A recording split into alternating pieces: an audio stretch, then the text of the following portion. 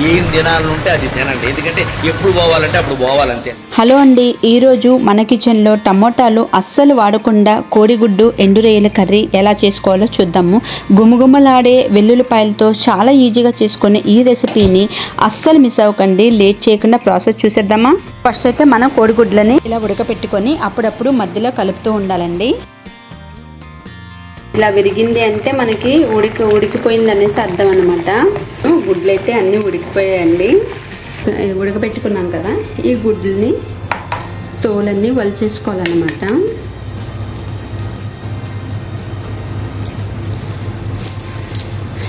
కొత్తగా తెచ్చిన గుడ్లు అయితే ఇలా తీసిన వెంటనే ఈ తొక్కలు రాదండి. అదే కొన్ని రోజులైన ఎగ్స్ అయితే ఇలా తీయంగానే ఈజీగా ఉడికినప్పుడు ఈజీగా వచ్చేస్తుంది. ఇది ఒక 3 days అయింది మేము తెచ్చి ఎగ్స్, అందుకని ఈజీగా ఇలా బాయిల్డ్ అయిన తర్వాత వెంటనే వచ్చేస్తుంది అనమాట. ఈ గుడ్డల్ని మనం ఏం చేస్తామంటే ఘాట్లు పెట్టుకుందాము. దీనికి ఇవి ఉన్నాయి కదా, 1 2 3 ఘాట్లు, ఇలా 3 ఘాట్లు పెట్టేసుకున్నాము అన్నిటికీ. ఇప్పుడు ఒక బౌల్ తీసుకొని మనం ఎండు రొయ్యలు తీసుకున్నాము. 5 గుడ్లు కాబట్టి 5 గుడ్లు సరిపడా రొయ్యలు ఇవి తీసుకున్నాను. ఇంకా కొద్దిగా వేసే పలం అయితే వేసుకోవచ్చండి. ఇదిగోండి, ఇన్ని తీసుకున్నాను రొయ్యలు నేను. ఇవి వాటర్ వేసి నానబెట్టి ఒక 10 minutes అయితే ఉంచితే మనం అప్పుడు నానినప్పుడు దానిలో ఉన్న ఇసుక అన్నీ దీంట్లో దిగిపోతుంది అనమాట. అందుకనేసి ముందుగా నానబెడతారు. ఇలా వేసి నానబెట్టాను. ఉల్లిపాయ తీసుకున్నానండి, చాలా పెద్ద ఉల్లిపాయ. ఈ ఉల్లిపాయని అయితే మనం కట్ చేసుకోవాలి.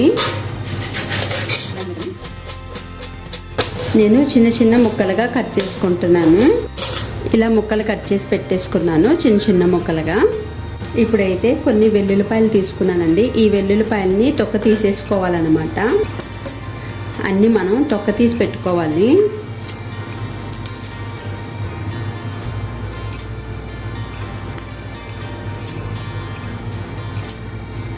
కొద్దిసేపు నానబెట్టాం కదా, ఇలా శుభ్రం చేసుకోవాలన్నమాట. సో ఇలా ఉంది కదా, ఇవి వంపేసుకోవాలి. మళ్ళీ ఇలా వాటర్ వేసి ఒకసారి ఇలా అనుకుంటే సరిపోద్ది.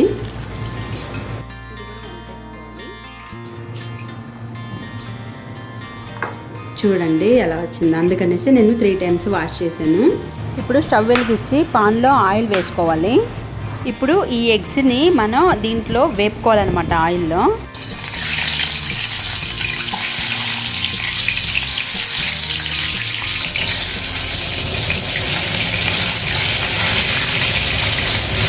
దీంట్లోనే కొద్దిగా పసుపు, సాల్ట్, కారం కూడా వేసేసుకోవాలి. మనం ఫ్రై చేసుకోవాలి.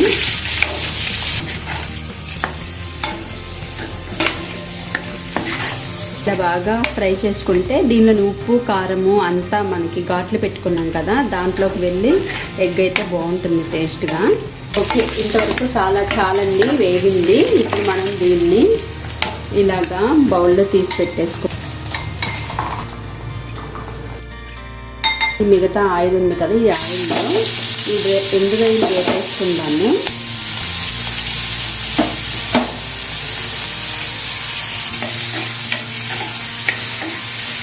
ఆయిల్ సరిపోకపోతే కొద్దిగా వేసుకోవచ్చు.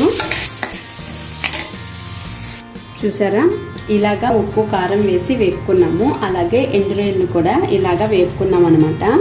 చూడండి ఎంత స్పైసీగా బాగుందో. యాక్చువల్లీ వీటిని ఇలాగా కూడా వేపుకొని ఇలా తినేస్తారనమాట. చాలా బాగుంటుందండి టేస్ట్గా పప్పుచారులోకి. అలాగే ఎండు రొయ్యల్ని ఉప్పు కారము వేసి ఆయిల్లో వేపుకొని కూడా ఉట్టిగా తింటారనమాట. పాన్ పెట్టుకొని మనము ఆయిల్ వేసుకోవాలండి. ఆయిల్ వేసుకున్నాం కదా, ఉల్లిపాయ వేసేసుకోవాలి. ఉల్లిపాయ వేసుకొని ఇలా కలుపుకోవాలి. మన వెల్లుల్లిపాయ ఉంది కదా, ఇలా వెల్లుల్లిపాయ తొక్కు తీసి పెట్టుకున్నాం కదా, దాన్ని కూడా వేసేసుకోవాలి. ఈ పచ్చిమిర్చి ఉంది కదా, ఈ పచ్చిమిర్చి 4 పచ్చిమిర్చిలు తీసుకున్నాను. ఈ పచ్చిమిర్చిని చీలికలుగా చేసుకొని ఇలా చీలికలుగా చేసుకొని వేసుకోవాలన్నమాట.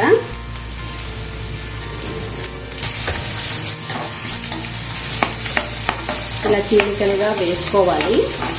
దీంట్లో అయితే నేను టమోటా వేయలేదండి. టమోటా వేస్తే పుల్ల పుల్లగా అదొక టేస్ట్ వస్తుంది. టమోటా వేయకుండా మనం వెల్లుల్లిపాయలు వేసుకున్నాము. ఈ వెల్లుల్లిపాయలు, ఉల్లిపాయ, పచ్చిమిర్చి వేసుకొని చేసుకుంటే, దగ్గరికి చేసుకుంటే ఇగురు చాలా టేస్టీగా ఉంటుంది.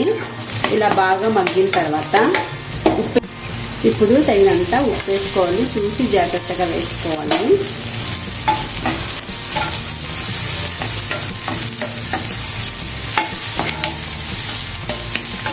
పసుపు కూడా వేసేసుకోవాలి. ఇప్పుడే కారం కూడా వేసేసుకుందాము.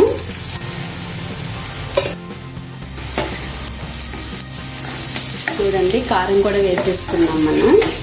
ఈ ఎండు రొయ్యలు ఉంది కదండి, ఈ ఎండు రొయ్యలు వేసేసుకోవాలి. ఇప్పుడు దీంట్లో వాటర్ వేసేసుకోవాలి.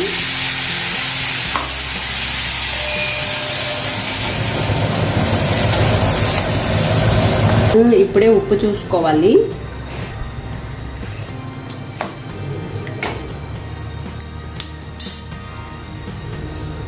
చూడండి, ఇలాగా హై ఫ్లేమ్లో పెట్టుకొని ఒకసారి ఉడకనిచ్చాలి.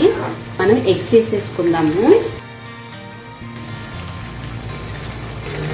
ఒకసారి ఇలా హై ఫ్లేమ్ మీద ఉడికిన తర్వాత మనము మీడియం ఫ్లేమ్లో పెట్టేసుకుందాము.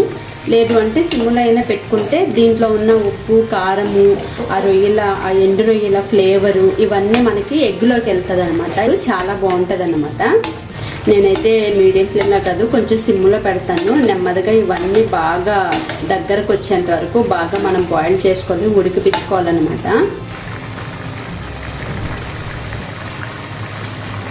సిమ్లో పెట్టి నేను మూత పెట్టేస్తున్నాను. అదే మూత ఓపెన్ చేద్దాము.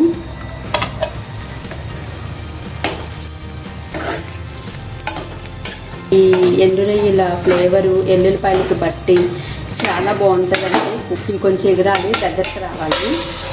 సిమ్లో పెట్టాను, ఒకసారి చూద్దాము. కూర అయితే రెడీ అయిపోయింది. చూసారుగా, టమోటా అస్సలు వాడకుండానే ఎంతో రుచికరమైన కోడిగుడ్డు ఎండు రొయ్యలు ఇగురు రెడీ అయిపోయింది. వేడి వేడి అన్నంలో కలుపుకొని తింటే ఆ టేస్టే వేరు. మీరు కూడా తప్పకుండా ట్రై చేసి ఎలా వచ్చిందో కమెంట్ చేయండి. వీడియో నచ్చితే లైక్ చేసి సబ్స్క్రైబ్ చేసుకోవడం మర్చిపోకండి. Thank you.